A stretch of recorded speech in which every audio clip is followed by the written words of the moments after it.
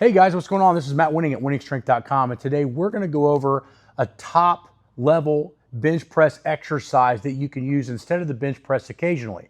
So if you've been following us on TrainHeroic or Patreon, you notice that we rotate exercises constantly. Why do we do this? Well, it reduces mileage and increases your body's ability to strain on a more consistent basis. We got other videos for that we'll put in the links at the end, and you can go look through the Winning Strength YouTube channel. But in this particular series, we're going to go over an exercise that I've been using for over 20 years. Now, for those of you that are new to the channel, I'm Matt Wenning. I have a Master's of Science in Biomechanics. I'm enrolled to get my PhD at Concordia University, and I have a 611 raw bench press with an 840 equipped bench press, which have all accumulated into total world records. So I'm an expert in this area, and I'm here to show you how to get a bigger bench using this exercise.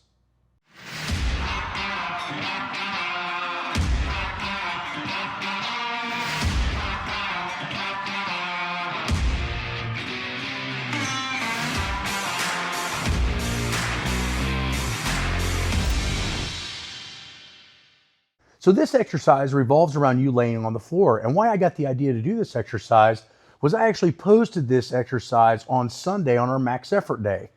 And we had a lot of people on the YouTube channel going, why would you bench off the floor? Why wouldn't you just do full range of motion? Well, there's a couple key reasons why you would use a floor press on occasion to build your normal bench press. And I want to go over those with you today. But all you need is a barbell and a floor. So for those of you that have minimal conjugate, either experience or equipment, this is a great exercise. The first thing that you want to do in this particular exercise is you always want to train it fairly narrow.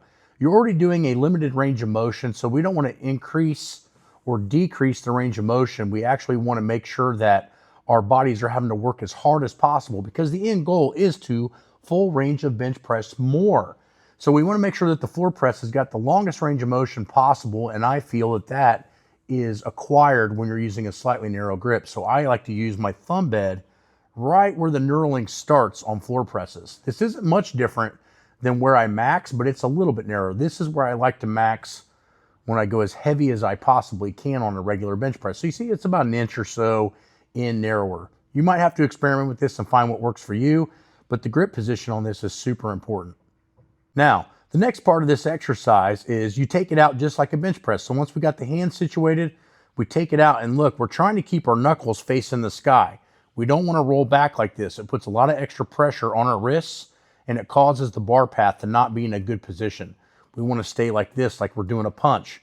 You wouldn't punch somebody with a bent wrist, and you don't want to bench press with a bent wrist either. Now, the floor press has the same eccentric, but it's probably a little slower for most of you. When you come down, you're going to come down and you're going to pause your elbows completely on the floor. You're actually smashing your triceps. You can see the bone is actually resting on the ground. That is how you do the floor press properly. All floor presses are paused. This increases its ability to build the normal bench press because, as you can see, the bar is stopping about an inch or two from my chest. So if you look at it from an angle over here, you can see that the bar is not touching me. Now, if you're a big guy, this might be the same range of motion as a bench press, but it's not going to feel the same. It's probably going to be much harder.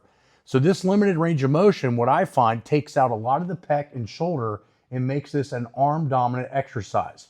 You'll notice too as well, in this position is about where most people, right in this range right here, is where they fail the bench. So I'll get off my chest, I'll get a press command, and boom, I get right here and I can't do anything.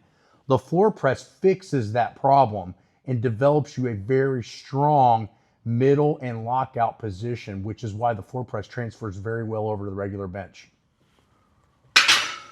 Now, the next thing about this, we've already figured out we got to go down a little bit slower. We got to pause on the floor for at least a solid second. And when we come up, it's the same as the bench press. But what I find is because the floor has stopped our elbows from moving and touching our chest, we have to really stay focused on making sure our lats stay tight. So I have a harder time locking in my lats on a floor press than I do a bench press because I just don't have the same feel of laying on a pad as I do a massive floor. So this is really good at making sure that you're keeping your lats super tight when you bench press. So when you come down and you got loose lats, it's going to look something like this. If I come down, my lats are tight, I'm going to look like this. I'm keeping my body super tight. I'm keeping my lats pinched.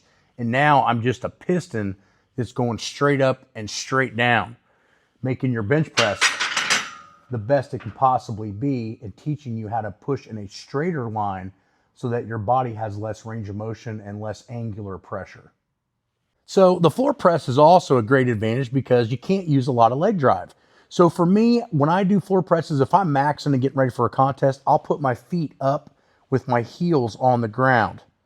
It gives me a little bit of leg drive, but obviously not nearly as much as a bench press. But for a lot of times when I'm training, I'll put my feet out totally straight and do this Larsen-Style. And when I'm doing this Larsen-Style, it makes this exercise 100% upper body. There is no ability to use any leg drive at all. So in the off season, I will train the floor press with my legs straight. And when I get closer to competing, I'll train with my legs bent. For me, it's probably a 15 to 25, maybe 30-pound difference. But on the bench press, it's huge. With my legs out straight or my feet up, my best bench press was 550 pounds. And with my legs down, it was 611. That's a 10% difference. So I find that if you're good at using leg drive, the floor press will be a good exercise to harness and isolate the upper body. So this is just one video of a series of different videos that I'm going to put together to make sure that your bench press goes really big. If you want to know when and where to put the floor press, come on to Patreon or TrainHeroic, where we rotate it in an educated fashion to make sure that your regular bench press goes up.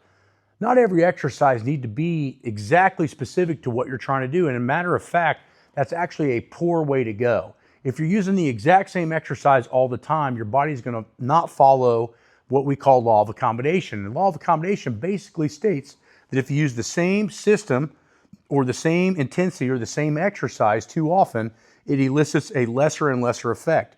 What does this mean? This means if you've never trained the floor press before, the first few times you use it, you're going to get the best results out of it. But if you use floor press all the time, it's going to get stagnant, and then your flat bench isn't going to go up. It takes a very detailed pattern of periodization to understand which exercises to put in and which ones to put out. And I truly didn't even understand this till about year 20 of using the conjugate system and trying to push my own physical limits to the absolute max. And that's when I learned how many weeks in a row you can use an exercise. And all these things we already have built into applications. So again, the floor press is a great exercise, but it's not the only tool in our toolbox that we need to use. Go and look at the other videos on winningstrength.com. If you guys have any questions, leave them below. Please subscribe. And again, thanks for watching and hope to see you guys at winningstrength.com.